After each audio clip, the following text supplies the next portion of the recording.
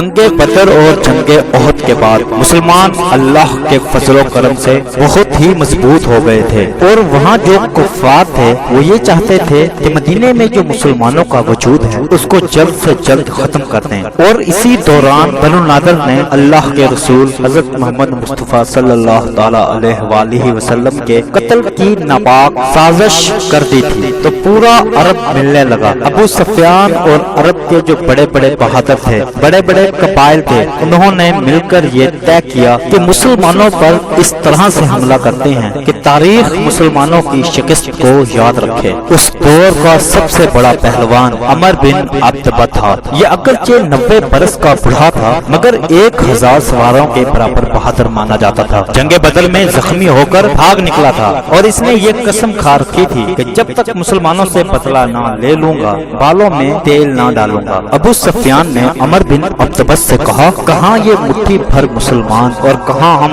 عرب کے شجاع ترین انسان، اگر تم میرا ساتھ دو تو مدینے پر حملہ کر کے ان کو نیست و نابود کر دیتے ہیں۔ تو عمر بن عبدہ جس کا عرب میں بہت بڑا نام تھا، ابو سفیان نے پورے عرب کو اللہ کے رسول کے خلاف کر کے جنوری 627 عیسوی میں ان تمام قبائل نے مدینے کی طرف بڑھنا شروع کر دیا۔ تبھی اس جنگ کو جنگ احزاب بھی کہتے ہیں۔ اس بات کا علم جب اللہ کے رسول کو ہوا تو اللہ کے رسول اپنے تمام صحابہ کو بلا کر کہنے لگے کہ آپ کل کفر کی کل ایمان سے جنگ ہے۔ ایک طرف عرب کے سارے مشرک کفار ہیں اور دوسری طرف ہم اتنے سے مسلمان، بس اب اللہ کی جانب سے یہ فیصلہ ہوگا کہ حق و باطل کیا ہے۔ اصحاب سوچ رہے تھے کہ نہ جانے کیا ہوگا۔ اتنی دیر میں اللہ کے محبوب صحابی حضرت سلمان فارسی کہنے لگے، اے اللہ کے رسول، ہمارے مدینے کو 3 طرف سے پہاڑ ہیں اور ایک طرف سے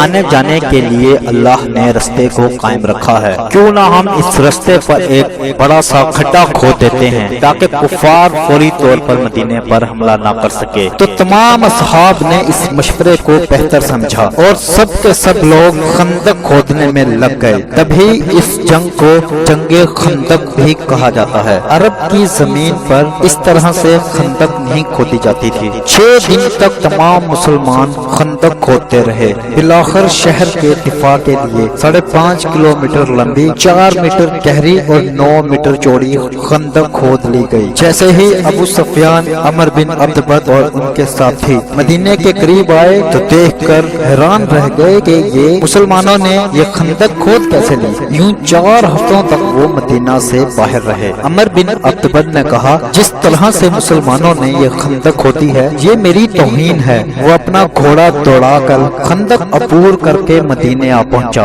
اور چیخ چیخ کے کہنے لگا، کون ہے جو میرے ہاتھوں مر کر شہید ہو جائے یا مجھے مار کر غازی بن جائے؟ اے مسلمانوں، جھوٹے خدا کے دعوے کرنے والوں، اگر ہے ہمت تو مجھ سے لڑو۔ مسلمانوں نے عمر بن عبدہ کو دیکھا تو آپس میں کہنے لگے، یا رسول اللہ، یہ عمر بن عبدہ ہے، یہ ایک ہاتھ سے اونٹنی کو پکڑتا ہے اور دوسرے ہاتھ سے ہزاروں کے لشکر کو مار گراتا ہے، اس سے کون لڑے گا؟ اللہ کے رسول نے نظروں کو اٹھایا اور کہا، کون ہے جو اس کافر کا منہ بند کر آئے؟ سب اپنی نظریں جھکانے لگے۔ اتنے میں امام علی رضی اللہ تعالی عنہ نے اپنا ہاتھ اٹھایا اور کہا، اے میرے آقا، مجھے حکم دیں، میں اس کافر کا منہ بند کراؤں گا۔ اللہ کے رسول نے فرمایا، علی بیٹھ جاؤ، اور پھر فرمایا، اور کوئی ہے جو اس کافر کا منہ بند کر آئے؟ مورخ نے لکھا، سب کے سب مسلمان بیٹھے رہے، کسی نے اس تک نہیں کہا۔ پھر حضرت علی رضی اللہ تعالیٰ عنہ کھڑے ہو کر فرمانے لگے،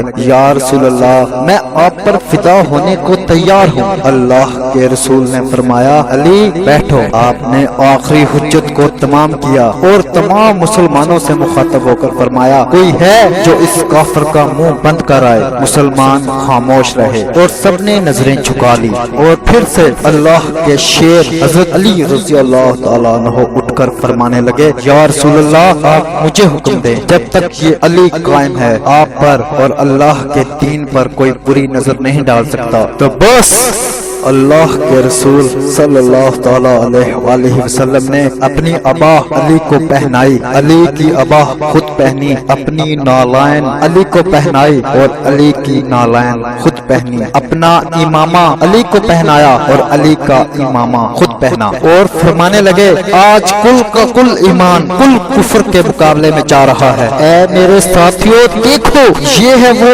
अली जो अल्लाह की ताकत है। जहाँ जहाँ ये अली होगा वहाँ वहाँ हक होगा, जहाँ जहाँ हक होगा वहाँ वहाँ अली होगा। आपने अली अलैहिस्सलाम से कहा जाओ अली, अल्लाह की मदद तुम्हारे साथ है। इमाम अली जुल्फकार लेकर जैसे ही मैदान में आए तो फरमाने लगे ऐ अम्र मैं अल्लाह का शेर और अल्लाह के रसूल का मुहाफ़िज़ अली हूँ। तो अमर बिन अब्दबद ने कहा अली कौन अली? इमाम अली अलैहिस्सलाम ने फरमाया अली इब्ने अबी तालिब। तो अमर बिन अब्दबद ने कहा ऐ नौजवान क्यों मरना चाहते हो, जाओ चले जाओ, शायद तुम मुझे नहीं पहचानते, मैं अमर बिन अब्दबद हूँ, आज तक मेरे सामने कोई नहीं टिका। इमाम अली रज़ी अल्लाह तआला अन्हु ने फरमाया हम लड़ने नहीं बल्कि हम तो तुम्हें मोहब्बत सिखाने आए हैं, जाओ चले जाओ, अपने अपने शहर वापस चले जाओ। क्यों मुसलमानों को गलत कहते हो, क्यों अल्लाह के रसूल के कत्ल करने के नापाक इरादे से यहाँ आए हो, जाओ चले जाओ, क्योंकि अल्लाह के रसूल का मुहाफ़िज़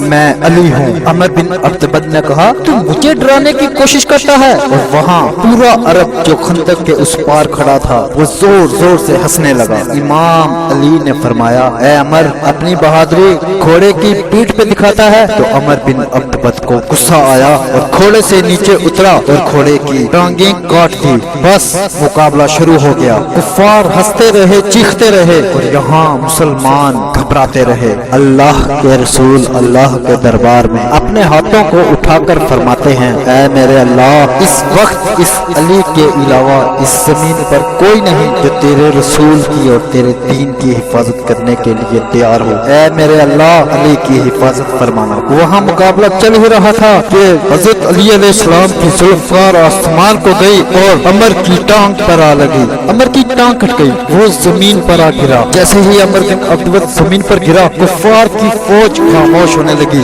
और मुसलमानों ने अल्लाह अकबर कहना शुरू कर दिया। अमर रोने लगा और जमीन पर पड़े पड़े पछताने लगा। इमाम अली अलैहिस्सलाम अमर के करीब आकर फरमाने लगे ऐ अमर मैंने तुम्हारी टांग इसलिए काटी है ताकि तुम उस घोड़े की तकलीफ को समझ सको। ये घोड़ा भी अल्लाह की मखलूक है, ये भी दर्द को ऐसे ही महसूस करता है जैसे अब तुम कर रहे हो। अल्लाह गवाह है ये जुल्फ़कार सिर्फ अल्लाह के दीन के लिए उठती है। फिर आपने जैसे ही वार किया अमर बिन अब्दबद का सर मुसलमानों ने जब देखा अल्लाह अकबर मुसलमान झूमने लगे और वहाँ कुफ्फार लर्ज़ने लगे कि इतना बड़ा बहादुर जमीन पर पड़ा है तो हमारा क्या हश्र होगा, अली के सामने कौन टिकेगा। ये कहकर तमाम कबाइल भागने लगे। फिर नबी पाक सल्लल्लाहु अलैहि वसल्लम ने हजरत अली रज़ी अल्लाह तआला अन्हु के मुबारक सर को चूमा और बुलंद आवाज में फरमाया जंगे खंदक में अली की एक तरफ सकलैन की इबादत से अफसल है। सामने इस चैनल का मकसद सूफीज़्म और मशहूर शोरा के कलाम और अशार को बेदार करना है। अगर आप भी पोएट्री का शौक रखते हैं तो उर्दू, पंजाबी, सराइकी, गजलें, नज़में और व्हाट्सएप स्टेटस के लिए हमारा पोएट्री पॉइंट विजिट करें। पोएट्री पॉइंट विजिट करने का बहुत ही आसान तरीका है। आप यूट्यूब को ओपन करें और सर्च बार में लिखें रहमत राना ऑफिशियल। सबसे ऊपर वाला चैनल जिस पर ये लोगो लगा हुआ है उसे ओपन करें। तो लो जी ये है हमारा चैनल जिस पर बहुत से शोरा की तस्वीरें आवेजा हैं। ये वीडियोस हैं और ये प्ले लिस्ट है जिसमें बहुत से शोरा की पोइट्री की अलग अलग लिस्टें बनाई हुई हैं। अपने कीमती टाइम में से वीडियो के लिए टाइम निकालने के लिए हम आपके शुक्रगुजार हैं।